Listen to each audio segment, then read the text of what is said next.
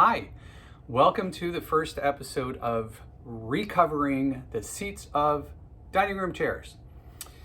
So, Lee was just nice enough, my husband was just nice enough to bring down a slippery nipple. Yeah, it is. It literally is slippery nipple. Nice little cocktail here, a little mid-century glass to go with my mid-century chairs that I'm recovering. So what I want to do is I don't want to go ahead and just sort of jump into completely recovering or refabricating whatever the seat of these chairs. I bought this great fabric that I really like, but we bought it before the kitchen was finished, and I recovered these chairs 10 years ago, not even 10 years ago, maybe 8 years ago, when we first bought the mid-century modern dining room set. We've been collecting mid-century modern furniture for 20 years, like since we've been together. We've been together 22 years, so for a very long time.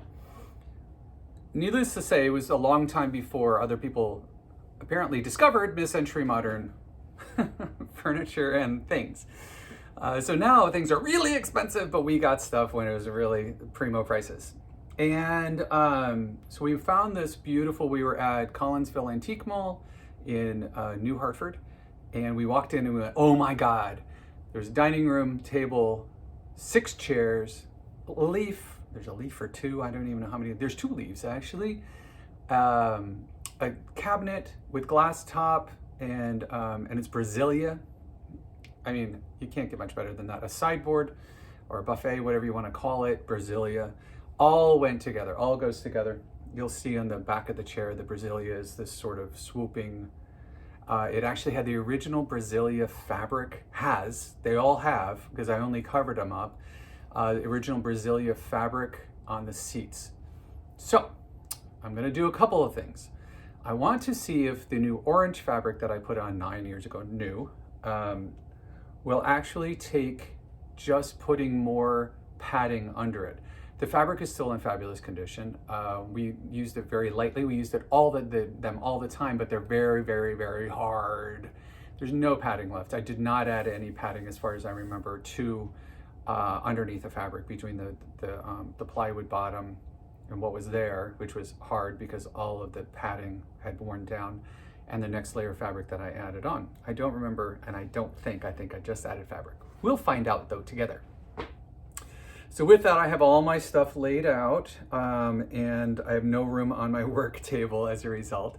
So I'll be rearranging that. But as we go through this, what I'm gonna do is I'm going to just show you, and we're gonna explore together the options that I have for recovering these chairs. I am going to be right back. I have set up all my stuff. I'll show you all of the stuff that I'm going to be using, all my tools, and then I'm going to reset, and I will be back with you after that. Hello, here are the tools you're going to need. A couple screwdrivers. I have a bunch of driver bits for this one if I need them.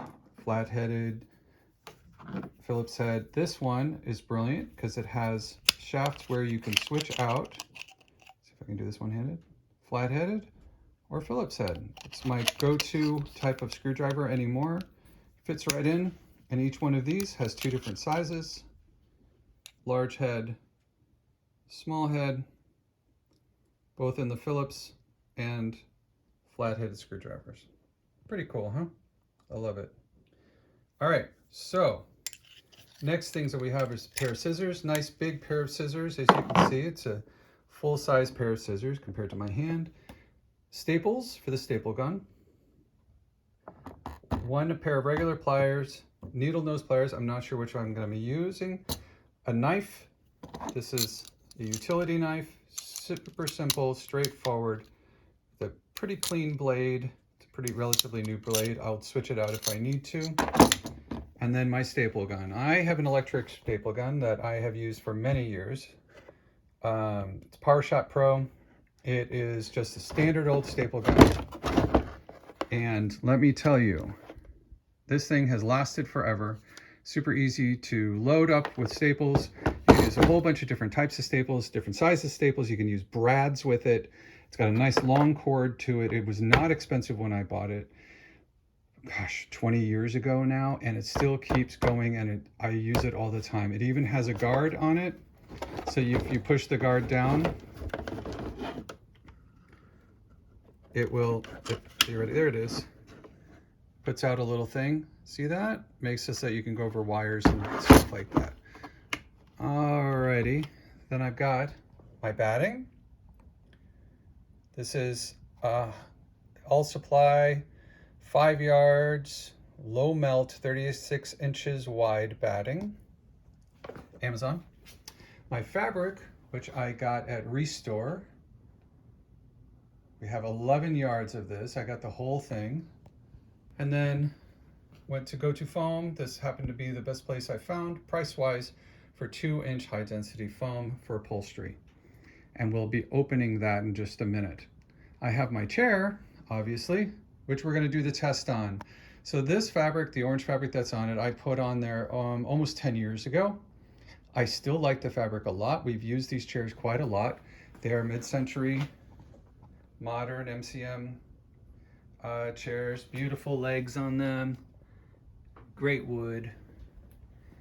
They were easy to refinish or to recover, but I did not put much padding underneath. So what we're gonna do is they're really hard to sit on because that's just plywood underneath. So what we're gonna do is use the batting foam and try to keep that fabric. So we'll see if we can keep that fabric there and just refoam it. See you in a minute. I have rearranged my workspace a little bit so that I have access to everything right over here to my left. This is actually a ironing table ironing board that I always have set up downstairs for any of the crafts and projects that I work on. This is a utility table. It's a 4-foot folding razor lower utility table. And we're gonna open this stuff up, and I'm gonna do that with you so that you can see what happens when we open it up.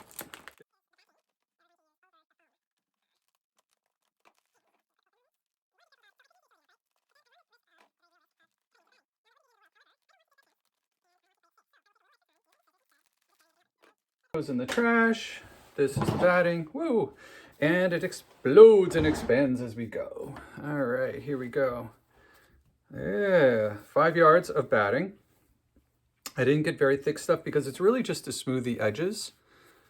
And this will expand the more that it's out of its package.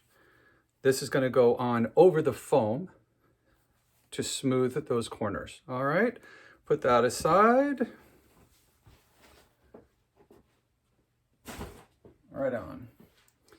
Now, the next thing I want to open up is my foam. This I can use my utility knife on. When I use my utility knife, I try to use the smallest blade possible so it doesn't go into other stuff. So you'll notice on this utility knife, it clicks in to different lengths of the knife. Have you ever noticed that? First click, small knife. Second, and then full. Hear it? All right, so use the smallest one. Use the smallest one. It's just a good idea. Makes it so you're not cutting into whatever's inside your box and destroying what's inside your box. All right, let's put this to the side. Always close it out. There we go. Let's see what's in here. Oh.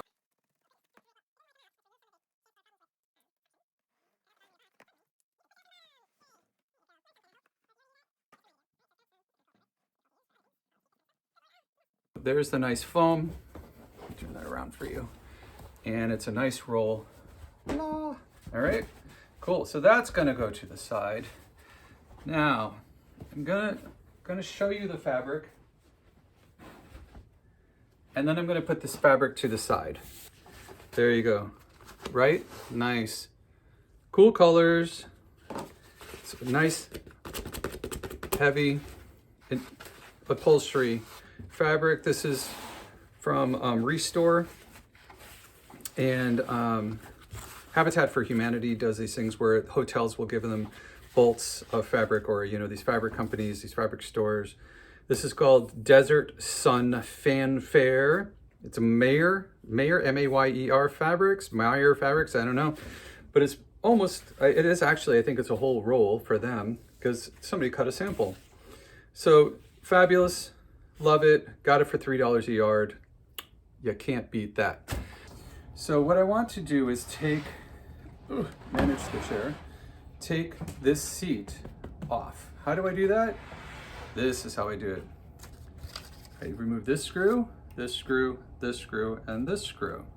Okay, so with this type of chair, I'm actually gonna move the camera just in a minute. We're gonna reposition it so you can see a little bit better. And I apologize if it gets bouncy at all. There we go. So I'm gonna use my screwdriver and, oh, there's no screw in this. That's always fun. I'll have to find a replacement screw. This is flat-headed screws. So, ta-da, magical screwdriver. Love it. I'm gonna remove this screw. This one was working its way out already.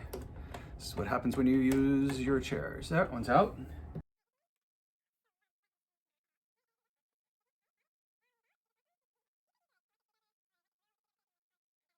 If you wanted, they all work really well.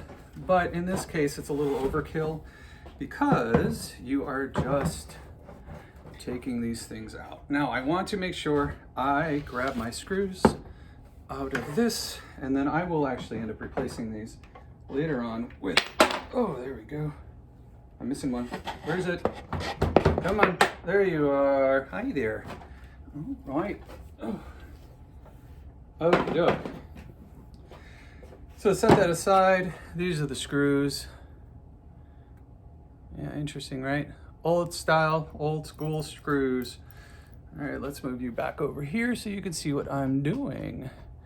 And I'm gonna tilt you down a little bit. Hey there. All right, let's stop the bouncy bounce. All right, so next step. Here we go. Here's the bottom of my cushion. You'll see I stapled it with the staple gun. I stapled it with that staple gun. Dun, dun, dun, dun, dun, dun. PowerShop Pro, baby. PowerShop Pro. Yeah, so, all right, so gonna get myself a little bit better set up and then I'll be right back. Do not remove this tag under penalty of law. That's why it's still on, because I don't want penalty of law. So let's get these staples out. There's a couple ways we can do this. A few ways we can do this. Let's put all of our ways out. So then I'm going to use a finer tip on my screwdriver, flathead. Oh, there we go. That worked beautifully. Get that right under there. Oh, I'm going to have to dig for these. Some of these I put in really, really well. There we go.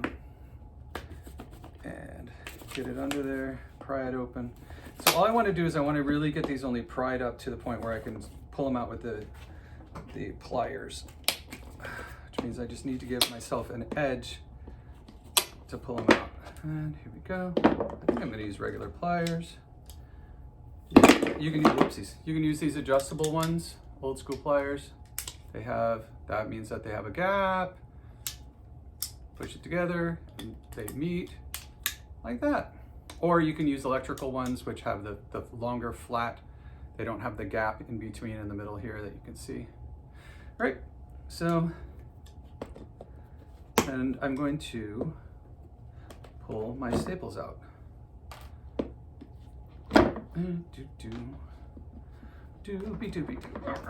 Come on.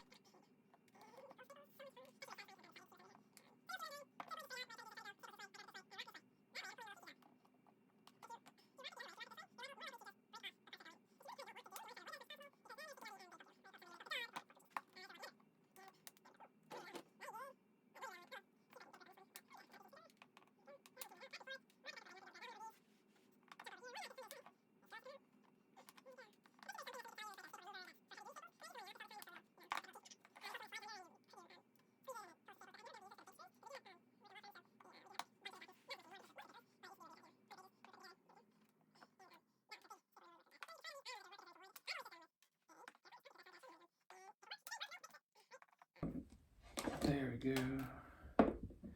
So what I'm seeing under this is that, yes, hallelujah, I did leave the other fabric just like I thought I did. There it is. And it's got the arches of the Brasilia. I will show it to you. It's beautiful fabric. Looks like little birdies. And it's red, sort of a burgundy red though.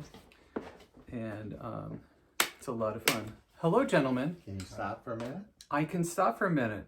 So I'll be right back, you guys. See you in a minute. Boys just came down and gave me, what was it? What's it called? Black Death. Black Death. Black Death, baby. Oh my God, it's good. And what's in it? Black Sambuca. And something else is black. Kahlua. Kahlua. Kahlua is not black.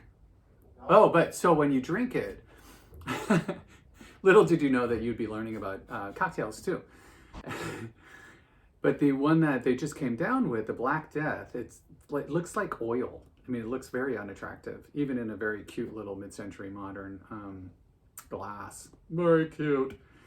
But yeah, it looked like basically an oil slick.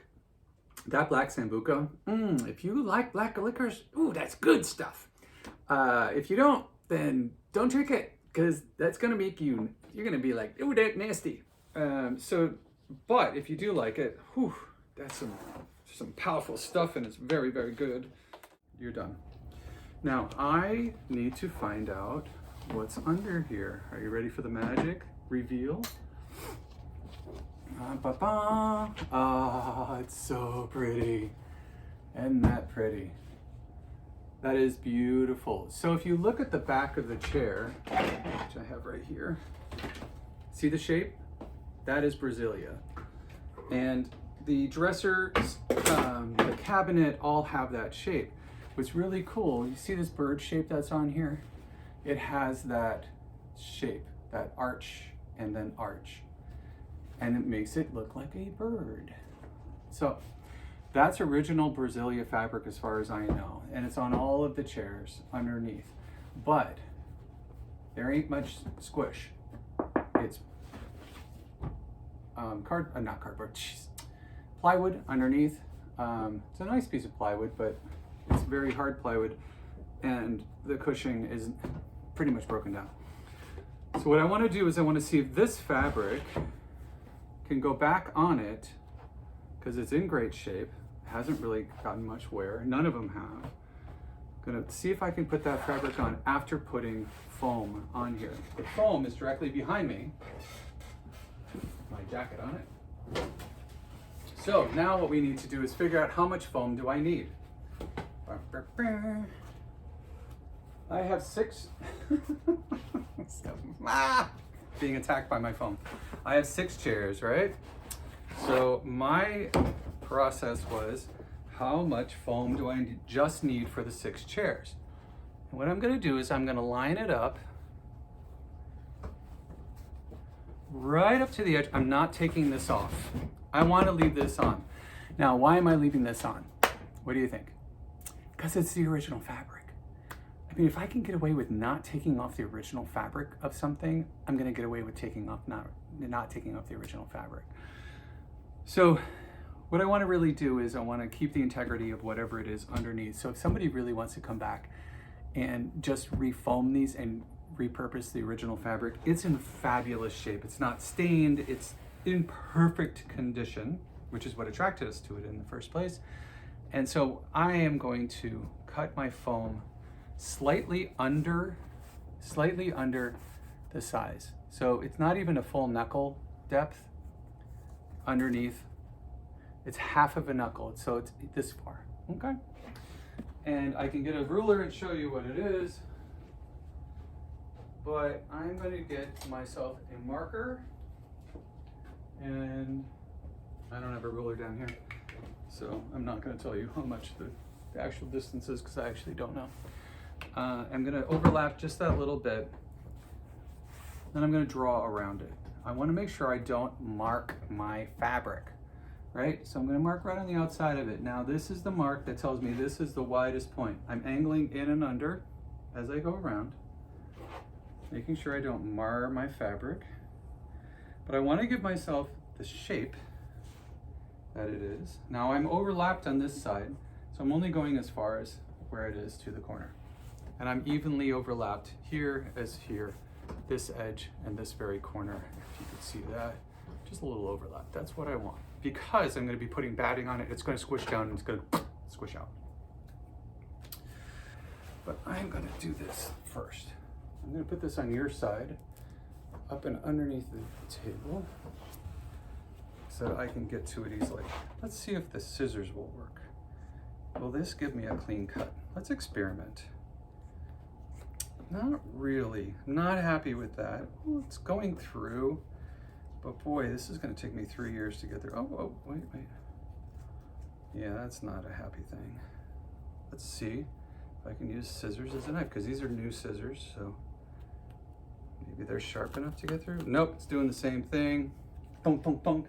And I don't have a serrated knife down here, so I'm gonna go upstairs and get myself a beautiful serrated knife. Oh, wait. Oh, this is working.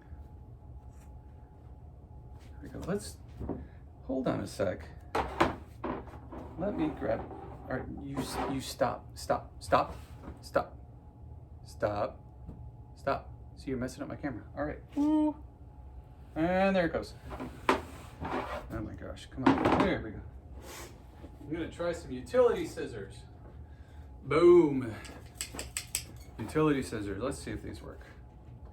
It's always fun to experiment. Find out what works, what doesn't. These don't, I guess they're just not strong enough.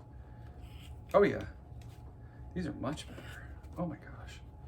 All right, so if you got some heavy duty utility scissors, which these are the kind that you have in a kitchen that have the bone breakers on the back. They got chewed by the dog. The handle got chewed up. Good old Willie. Leave anything in the space where he can grab it and he will go and chew on it.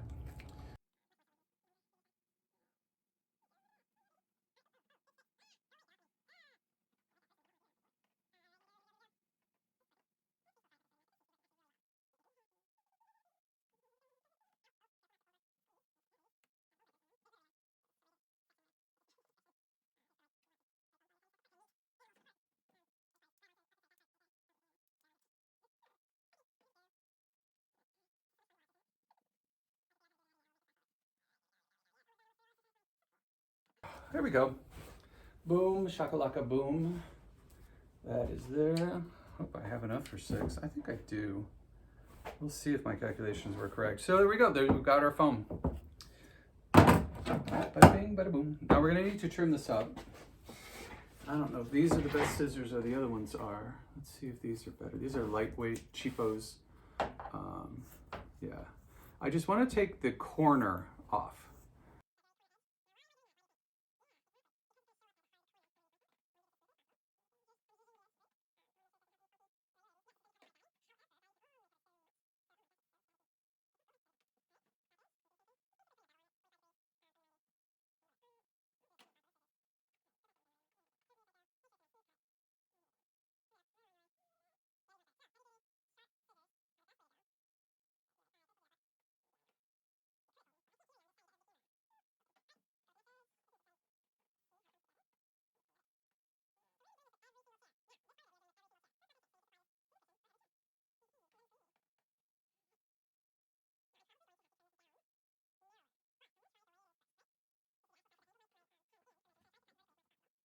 And here we go. I'm gonna clean up that corner so that there's no hard, sharp corners. I do, oh my gosh, there we go. I do want to make sure that they're, where it's round, it needs to be rounded and soft and gentle corners, edges. Do you want to eat? Yeah. What time? 6:30. 6:30, all right. Dinner's at 6:30, folks, just so you know. When is it every night? 6:30. When am I always asked and I answer? I'm always asked, what time do you want dinner? This is the running joke in our family. And I'm always just like, I don't know. What time will it be ready? 6:30. I'm like, well then let's eat then. Why am I being asked? I think it's a very nice courtesy. It's very sweet. But I feel like it's kind of weird that I'm being asked what time when they already know what time dinner's going to be ready. So I asked them, please don't ask me what time I want dinner. because the answer is always going to be 6:30 because it's just a random time. It's just very funny to me. But that's because I've got two guys in my household who are excellent cooks. I am actually a very good cook, but because of the hours that I work and with, you know, the stuff that I do outside of just regular work hours, they have the time to do it more than I do. So they have taken over cooking since we all three live together. All right, there we go. So I've got my edges softened. My corners are almost all softened. There we go. There's only 4 to do and I missed one because I'm yakking away. And there we go. All righty. So that's that section. We've got our foam cut. And we're going to pick it up with another section. Next episode, we are going to put this on the base and see how we do for fitting it. All right, I will see you in the next episode. Stay tuned. Bye.